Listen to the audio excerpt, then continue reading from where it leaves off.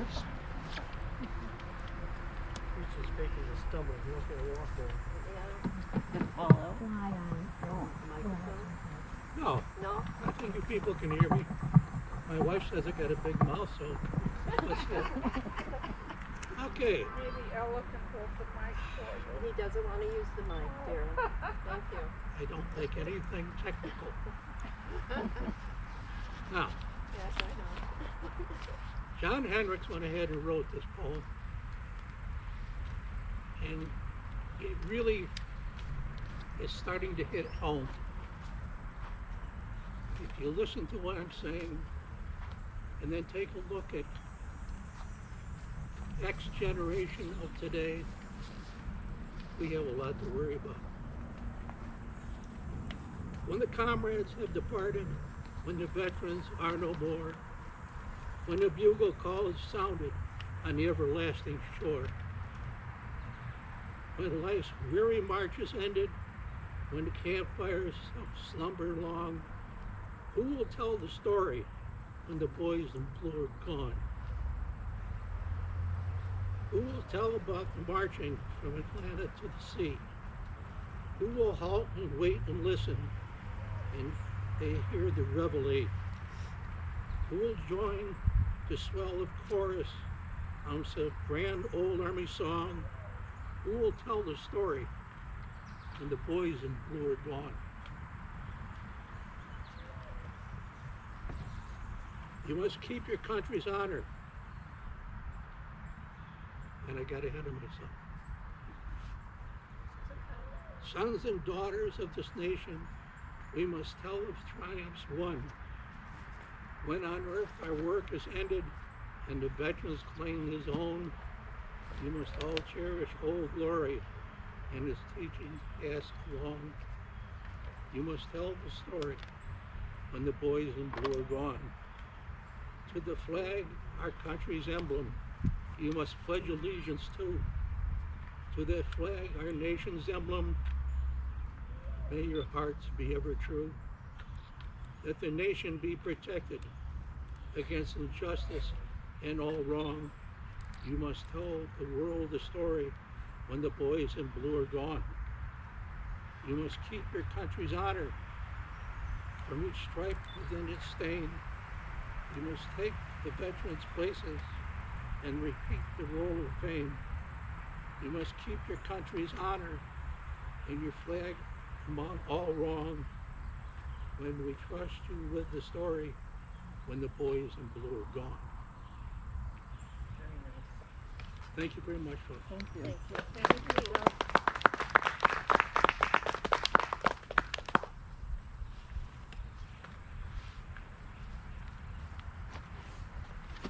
Okay.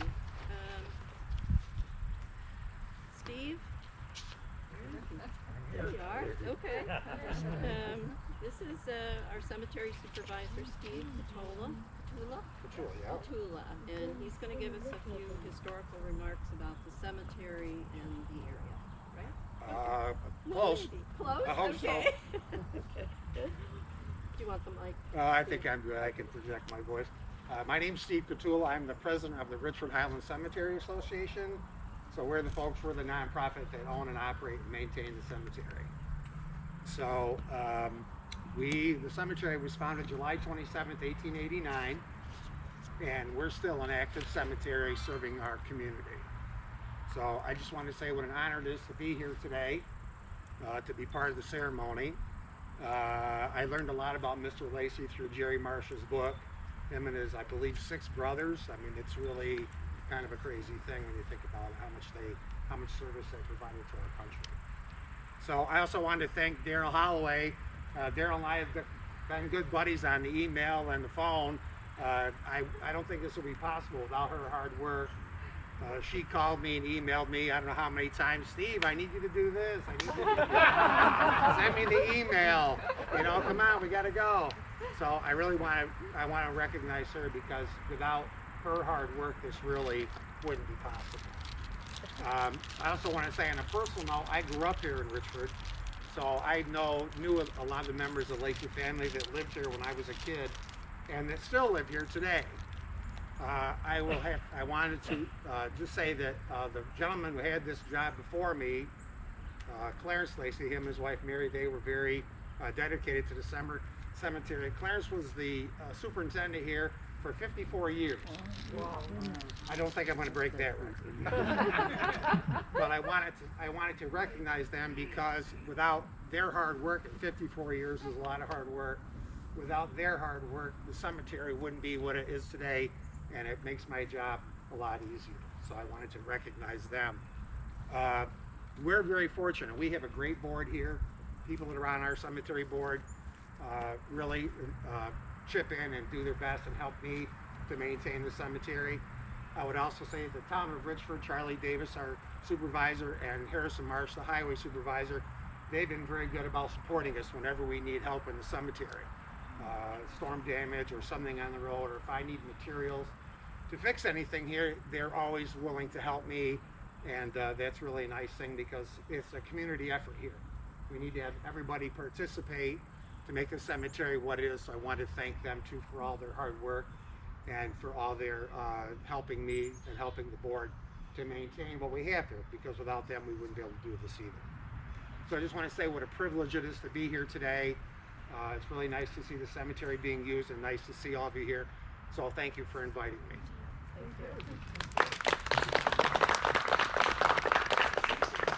Steve, I have one question. Sure. Okay. People have been asking what kind of pine trees these are. These are Norway spruce. Oh, okay.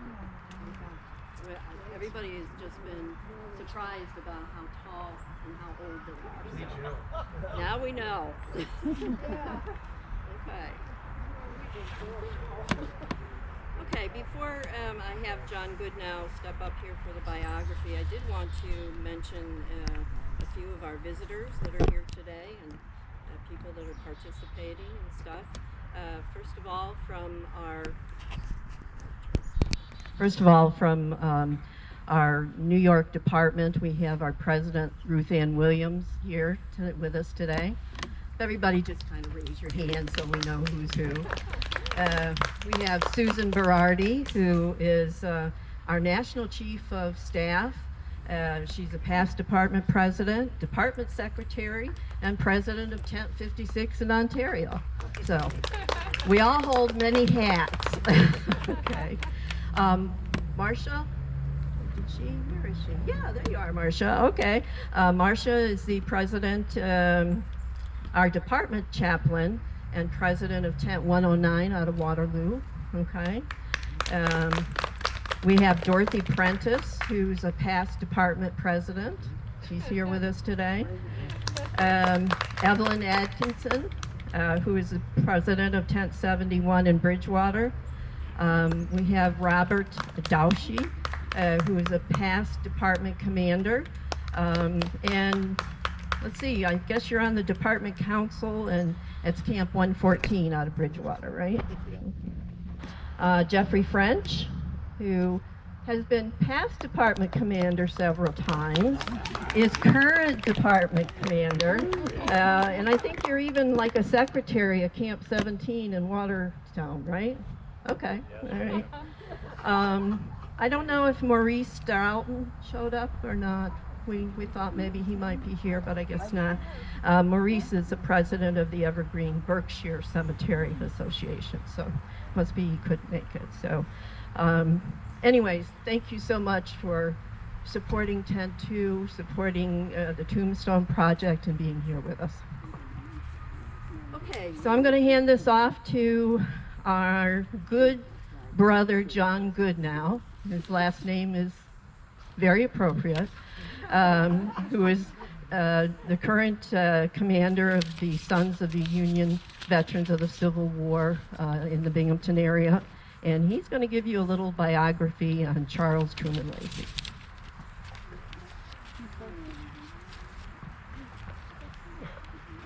You want microphone? Oh, yeah. Okay. Thank you, ladies and gentlemen. You all have seen in the little brochure kind of an overview of Lacey's life and some of his accomplishments, things about his service. I'm going to add a few things that we didn't have room for. Today's program, we honor and remember his life, his patriotism, and his Civil War military service. And we need to know a little bit more of why we gathered here for this ceremony. I take a few minutes to describe some of the challenges he and his comrades of Company G, 137th New York Infantry, experienced during their time in uniform.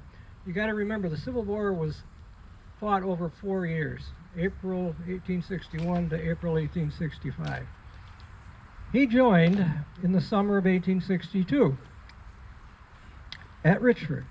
He and his fellow recruits were brought to Binghamton, where they received basic training at a newly organized Camp Susquehanna on the town's south side.